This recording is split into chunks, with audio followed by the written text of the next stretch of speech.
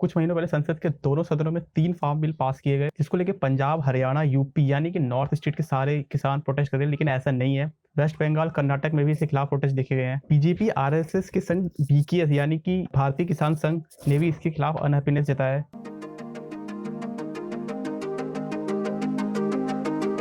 आइए अब जान लेते हैं किसान इसको लेके प्रोटेस्ट क्यों कर रहे हैं, इसमें किसानों को क्या दिक्कत आ रही है। अगर मैं इन फार्म बिल को शॉर्ट में समराइज करूं तो पहला फार्म बिल बताता है farmer produce trades and commerce promotions and facilitation bill 2020। दूसरा फार्म बिल बताता है the farmers empowerment and protection agreement and insurance farm service bill 2020। तीसरा farm bill the essential communities amendment bill 2020। अगर मैं इन तीनों bill को शॉर्ट में summarise करूं तो पहला बिल बैरियर फ्री ट्रेड यानी इंट्रा स्टेट ट्रेड को बताता है। इसमें किसान चाहे अपनी उपज जहां भी बेच सकते हैं। दूसरा पॉइंट इसी में है कि वो प्राइवेट मंडी को स्टैब्लिश कर सकते हैं गवर्नमेंट इसमें। दूसरा फार्म बिल कॉन्ट्रैक्ट फार्मिंग को बताता है, जिसमें किसान लोग कंपनी से डायरेक्ट कॉन्ट्रैक्ट साइन करके एक डील तय कर सकते हैं कि वो इस अनाज का इतना रुपए लेंगे। अभी मैं आगे बात करूंगा इसमें किसानों को क्या दिक्कत आ रही है फार्म बिल को लेके। तीसरा फार्म बिल बताता है the essential commodities amendment bill. ये बिल बेसिकली होर्डिंग को बताता है।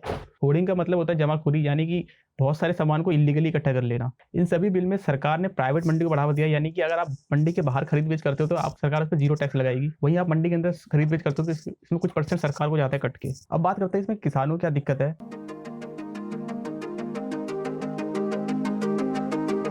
किसानों का कहना है कि प्राइवेट मंडी एपीएमसी को पूरी तरीके से खत्म कर देगी, और जब एक बार एपीएमसी खत्म हो जाएगी तब इनके पास और कोई ऑप्शन नहीं बचेगा प्राइवेट मंडी के अलावा। तब ये कॉन्ट्रैक्ट फार्मिंग और ये जो कॉर्पोरेट वाले अपनी मनमानी कर सकते हैं और अपनी मनचाही दाम पे फसलें खरीद सकते हैं, क्योंकि वहां पे उन पे एमएसपी नहीं होती। एमएसपी का मतलब मिनिमम सेलिंग प्राइस। अभी तक क्या होता था, अभी तक जितनी भी खरीद बेच होती थी वो एपीएमसी के अंदर होती थी, और जिसमें 4 से 5% टैक्स कटता था, सरकार को जाता था। वो डिपेंडिंग ऑन द स्टेट की, जिस स्टेट में उस हिसाब से टैक्स कटता था। वहीं प्राइवेट फार्मिंग यानी कॉन्ट्रैक्ट फार्मिंग में कोई टैक्स पे नहीं करना पड़ेगा सरकार को। ये आपको ऑन पेपर देखने में अच्छा लग रहा होगा कि अच्छा ये इसमें किसानों को फायदा हो, लेकिन ऐसा नहीं है। इमेजिन करो आप एक किसान हो और आप एक कॉन्ट्रैक्ट साइन कर लेते हो एक कॉर्पोरेट से कि आप 2200 रुपए पर क्विंटल दोगे अपने अनाज का। अभी मंडी का रेट 1975 रुपए है गेहूं का पर क्विंटल। आप अनाज उगाते हो और उस साल बेचने जाते हो और उस साल बम्पर खेती होती है, तो ऐसे में अगर आपने कॉन्ट्रैक्ट साइन कर रखा है तो वो आपको 2200 रुपए ही देगा। वहीं आपका एमएसपी प्राइस घट जाएगा, क्योंकि उस समय सप्लाई ज्यादा हो चुकी होगी, तो डिमांड कम है और सप्लाई ज्यादा, तो उस समय का प्राइस घट जाता है। कॉर्पोरेट वाला आपको 2200 रुपए पर क्विंटल ही देगा, वो आपको उससे कम नहीं दे सकता जरा से भी। अब आप बोलोगे इसमें घाटा क्या है, फायदा ही तो हो रहा है, नुकसान हो रहा है, तो किसानों को क्या दिक्कत आ रही है। तो यही किसानों का कहना है ये कॉन्ट्रैक्ट फार्मिंग शुरू के सालों में तो फायदा देगी, बट लॉन्ग टर्म में ये उनको आगे चल के नुकसान देगी, क्योंकि ये कॉर्पोरेट वाले उन पर एक तरह से कब्जा कर लेंगे। और जब एक बार सरकारी मंडी पूरी तरीके से खत्म हो जाएगी तब इनको पास प्राइवेट मंडी के अलावा और कोई ऑप्शन नहीं बचेगा। तब इनको प्राइवेट मंडी में ही बेचना पड़ेगा, जो भी दाम कॉर्पोरेट डिसाइड करेगा। और जब एक बार सरकारी मंडी पूरी तरीके से खत्म हो जाएगी तब ये प्राइवेट मंडी वाले पूरी तरह से उस पर कब्जा कर लेंगे। तब ये कॉर्पोरेट डिसाइड करेंगे कितना प्राइस होना चाहिए अनाज का, तब इनका किसानों का कोई इस पर बस नहीं चलेगा। तब कॉर्पोरेट वाले बोलेंगे अब हम आपकी फसल 1800 रुपए में लेंगे, बेचना है तो बेचे, तब आपके पास कोई ऑप्शन नहीं होगा, क्योंकि वो सरकारी मंडी पहले खत्म हो चुकी होगी। जहाँ पे एपीएमसी में जो बिकता था वो पहले खत्म हो चुका होगा।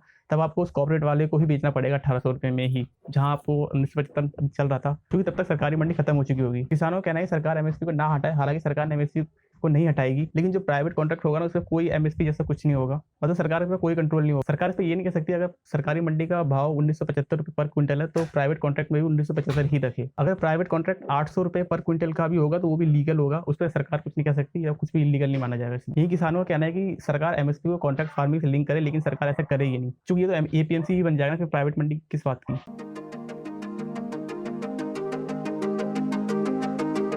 अब बात करते हैं कंक्लूजन क्या निकलता है। यहाँ पे 2 सिचुएशन खड़ी होती है। Situation A, excessive cost for produce यानी बेटर फॉर फार्मर्स, किसानों का भला होगा, किसानों की इनकम डबल हो जाएगी, बहुत अच्छी बात है, हम भी यही चाहेंगे ऐसा हो। Situation B, no more government support on MSP, bad impact for farmers. लेकिन दूसरे देशों और पुरानी सच्चाई हमें बताती है कि इसका दूसरा इंपैक्ट भी पड़ सकता है बिल के कारण, यानी अगर इसे सरकार का कोई कंट्रोल नहीं रहा कि एमएसपी तय नहीं है कि मिलना ना मिलना, तो इसका बैड इंपैक्ट भी पड़ सकता है किसानों के ऊपर। किसान पूरी तरीके से कॉर्पोरेट के सहारे या कंपनी के फोर्स पर होंगे, और जो भी प्राइस कॉर्पोरेट डिसाइड करेगा किसानों को वो लेना पड़ेगा, क्योंकि तब मंडी खत्म हो चुकी है, तब मंडी नहीं बचेगी, तो उनको और कोई ऑप्शन नहीं होगा कहीं और जाने का, और इससे किसानों को नुकसान होगा लॉन्ग टर्म में। इन सब में आपकी क्या राय है नीचे कमेंट करके बता सकते हो आप।